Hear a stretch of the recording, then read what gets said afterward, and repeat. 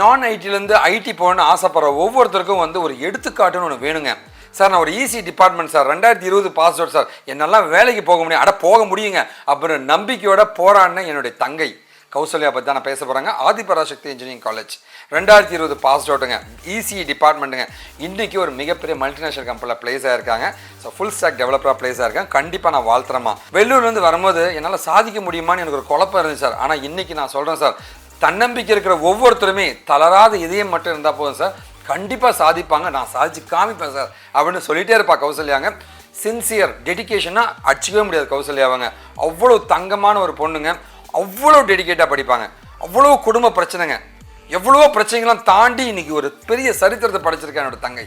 கண்டிப்பாக மனசார வாழ்த்துறமா, நீங்கள் இன்னும் சாதிக்கணுன்றதை நான் வாழ்த்துறேம்மா. ஸோ எங்களுடைய டெஸ்டிமோனியல் வீடியோஸ்லங்க இன்றைக்கி இல்லை, ஃப்யூச்சரில் இருக்கிற எல்லா வீடியோஸுமே வந்து எங்களுடைய ட்ரெயினிஸ் யாரெல்லாம் ப்ளேஸ் ஆகிருக்காங்க அப்படின்ற அவங்களுடைய ஃபேஸை வந்து நாங்கள் மறைச்சிருப்போம். அது இல்லாமல் வந்து அவங்க எந்த கம்பெனியில் ப்ளேஸ் ஆகிருக்காங்க, அது எவ்வளோ சேலரியில் ப்ளேஸ் ஆகிருக்குன்றது அவங்க ரெக்வஸ்ட் படி வெளியில் சொல்ல வேண்டாம்னு கேட்டதுக்காக அதை பற்றி இன்ஃபர்மேஷன்ஸ் எதுவுமே நாங்கள் பாஸ் பண்ண மாட்டோம். தயவு செஞ்சு இதை யாரும் தப்பாக எடுத்துக்க வேண்டாங்க.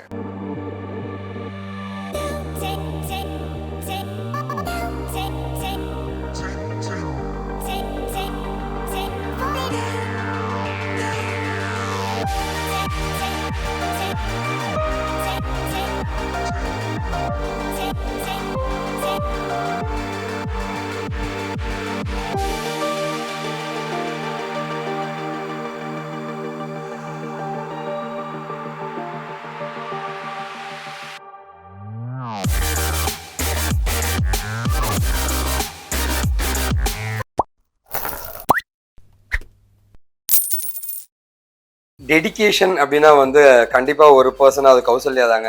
ஏன்னு கேட்டிங்கன்னா வந்து லைக் ஆஃபீஸில் வந்து ஆஃபீஸ் ஆரம்பித்த டைம்லேருந்து எண்டிங் டைம் வரைக்கும் ஒரு பொண்ணு இங்கேயே படிச்சுக்கிட்டு ரிசர்ச் பண்ணிட்டு இருந்தா அப்படின்னா வந்து கௌசல்யா தாங்க. அவ்வளோ டெடிக்கேஷன். இன்றைக்கி ஒரு மிகப்பெரிய கம்பெனியில் ப்ளேஸ் ஆகிருக்காங்க. நம்ம அவங்ககிட்டயே பேசலாம். கௌசல்யா, உங்கள் பேர், ஊர், எந்த காலேஜ், உங்களை பற்றி சொல்லலாம். என் பேர் வந்து கௌசல்யா. நான் 2020 பாஸ்ட் அவுட், இசி டிபார்ட்மெண்ட் தான் படித்தேன். 1 இயர் வந்து நான் ஐடியில் ஒர்க் பண்ணின்னு இருந்தேன். அதுக்கு சரிம்மா, இப்போ இசி டிபார்ட்மெண்ட்டுங்க, உங்களுக்கு எப்படி கோடிங் எப்படி இருந்துச்சு? ஈஸியாக இருந்துச்சா, டஃபாக இருந்துச்சா? ஃபஸ்ட்டு கஷ்டமாக தான் சார் இருந்துச்சு. எனக்கு உண்மையாக கோடிங் வராதுன்னு உங்ககிட்ட நானும் நிறைய சொல்லியிருக்கேன், எனக்கு இங்கிலீஷும் வராதுன்னு சொல்லியிருக்கேன்.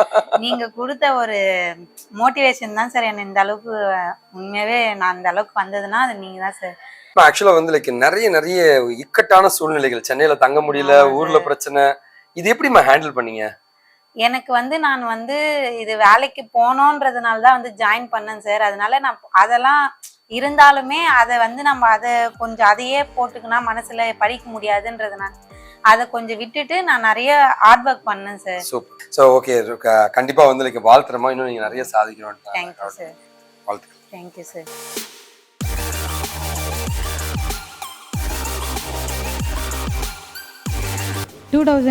Passed out.